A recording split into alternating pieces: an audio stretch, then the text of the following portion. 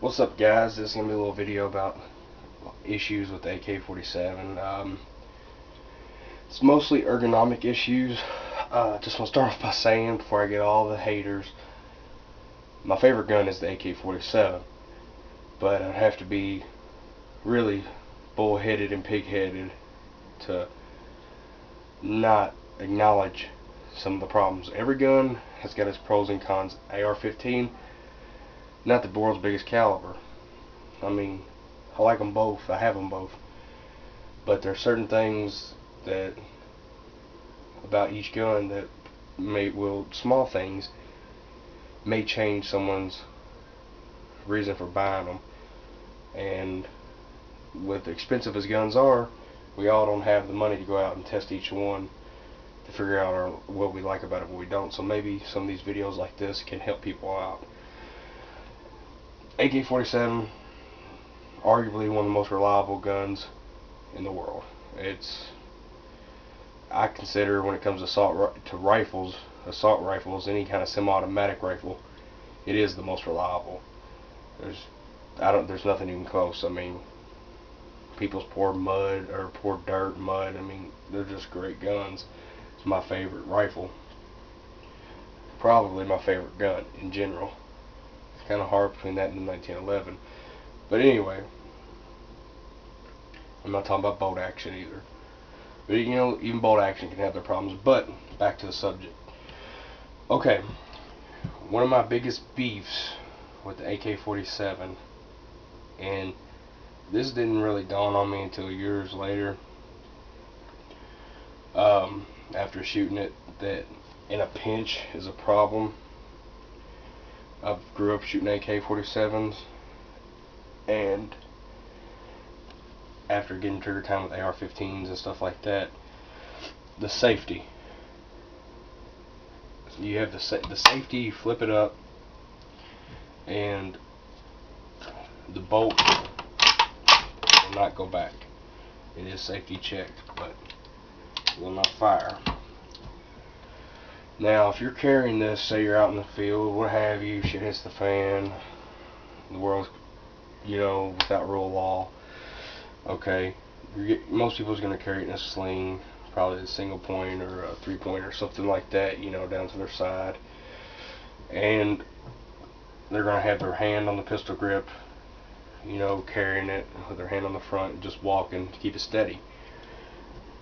Bad guy jumps out the bushes on you. You can't just with your thumb flip the safety off with a lot of guns and be within a millisecond ready. This one, you have to take one of your hands. You're probably going to hold on the front, and then use your hand to come up here and hit this, which is normally pretty stiff, depending on your gun. If you get like Krebs Custom or something like that, it's probably going to be a little stiffer, or some kind of specially made gunsmith gun. And you have to pull this down with authority, come back, be ready to shoot. If they're waiting on you, they got the drop on you anyway, you're kind of screwed. But that's really when seconds or milliseconds count. And that is something to think about when you buy this gun. That here lately has been a major concern. But you can change this out. They have Krebs Customs ones. They got thumb safeties. I'm not sure about that, how easy they are to actuate. I've been kind of on the fence about it. And I have seen them, Krebs Custom. I don't know if they any longer make it, but where they have the other side has a thumb stud built into the handle, kind of where it's hollowed out, where you can actuate it. That is what I want, depending on how hard it is to actuate, because this isn't spring tensioned. It's held by dimples. There's a little dimple up here and a dimple down here, and it pushes pressure against this, so it's pretty hard to actuate. I'm sure you can loosen it up. You might even be able to go in on the inside and loosen it up. I don't know, I've never tried, but I'm sure you could. That is one problem.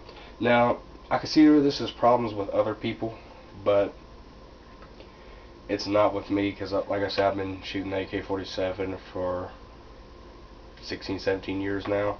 Shot thousands and thousands of rounds through it, and with practice it's no problem as long as you know how to go about it. Is the magazine, the way the magazine goes in a pinch, it could be a problem. For me, it's not, and it doesn't take much training to be able to. If you try to stick, the magazine has to be rocked in. You have to come up with an angle and rock it in. If you're nervous and you're trying to just stick straight in there, you're gonna have slow problems. But the way to do it, and to practice this, it's not too hard, is to come in, put the front of it in there pretty solidly, and then rack it back in pretty hard. You'll hear it snap. It's instinctable. It's easy once you do that every time. Alright. Also, some people might have this real tall. Me, I'm pretty tall. I'm 6'2". You know, I have a real long reach.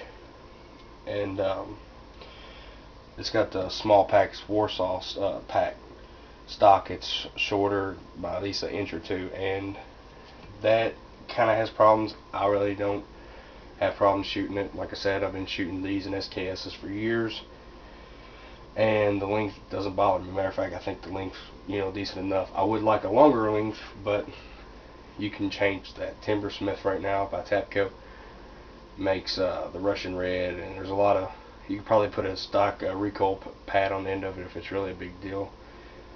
But anyway, it's another issue. But see, every gun's got their issue, but even the issues I'm telling you about this gun are nothing really drastic. It's just, these are small things that might change your mind. Maybe that's what it is, and if it does change your mind, it's a good thing. If not, I still, when I'm telling you these things about these guns, it's still my favorite rifle. It's still one of the most deadly. It's still one of the best. There's a reason why on so many top channels that it's ranked one of the best. Okay. I mean, anything that's reliable like that just deserves a spot. That's your number one of any gun. I'm not trying to start shit. Okay. And this is, most people, this is their main beef about the gun. They say it's not accurate and the sight picture is short. Of course, the sight picture is a little shorter than most, and the reason why it's up here and not on the back is because of the dust cover, and the dust cover isn't a stable platform for a sight. It gets looser over time of actuating. Like when I bought this one, I couldn't hardly get it off. Now it's pretty simple. It's a lot simpler. So anything that's like that isn't as sturdy. That's just the way it is. Now they make this, can be really changed. Now the round itself isn't extremely accurate, not as accurate as the 223, because 223 is basically a 22 Magnum. They're both about the same caliber, and those are far more accurate than 7.62 by 39. But if the sight picture was on this, it would give you, it's not the sights that you shooting at, that's what I'm trying to say. I can shoot this gun exceptionally well. Of course, my eyes ain't the best, but for some reason it just picks up great with my eyes. They're small. It's a small sight. It's not got a lot of slop right here, and I just pick it up really simple and fast. I can put good groups at 100. At least 2-inch groups. It's capable. This gun is capable, even though it's a Wasser. It is capable from a bench at 1-inch groups easily. But the thing I would say to change that is there is Krebs Customs you can use to hook right here and on the back, and it makes a peep sight. So, and I would not use the dust cover personally, me, unless it has some kind of extra stuff to make it real stout and secure, and that lengthens your sight picture. And that's really the easiest ergonomic fix I think there is to it. And Russians, they made the side post on, I think maybe the Yugo or one of the other ones, Yugo might have it, but maybe the Polish don't have the side thing. But some of them don't come with the side mount. I'm sure you can get that added to it. But the Russians have been using this for years. That's how they designed the gun. The little clips, the detachable clips you can put on the side and line up over top. There's a lot of good ones. You want a high quality one because that's what holds it secure. But you can add a red dot. If you're going to buy an M16 and add a red dot too, which red dots ain't very good for long range, they're acceptable.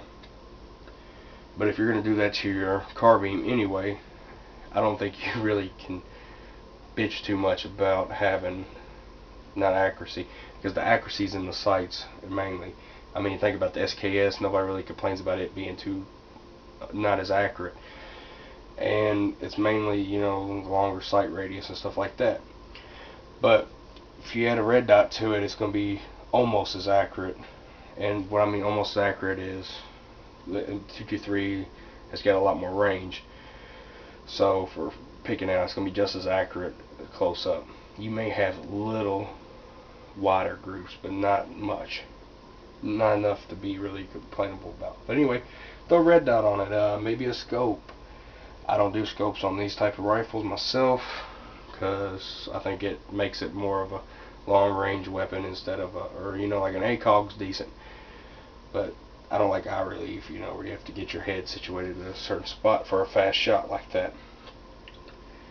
But anyway, this is just some of the gripes, or not gripes, but ergonomic issues that people have with the AK-47. Maybe the magazine release, but that's not nothing you could just grab up here, and it's nothing to take out. That's easily trained about. But if you haven't, if you're thinking maybe should I go AR-15 or AK-47 or some of the other guns, this is something to really think about. Now, you know, maybe you want to go to AR-15, and even though I've had exceptionally great use with the AR-15s, I've never had a jam. I don't know too many people that has had a jam, because most of the ones you get today run like a top, but they're not going to be as reliable. If you drop it or get it real dirty, it's not going to run as good. That's why a lot of people still say the revolver's king, because there's not a whole lot that can go wrong with them compared to a semi-automatic. But you know, guys, I hope this video helps. Like I said, I'm not down in the AK-47, but there are some issues that need to be addressed to new users. Alright, thanks guys.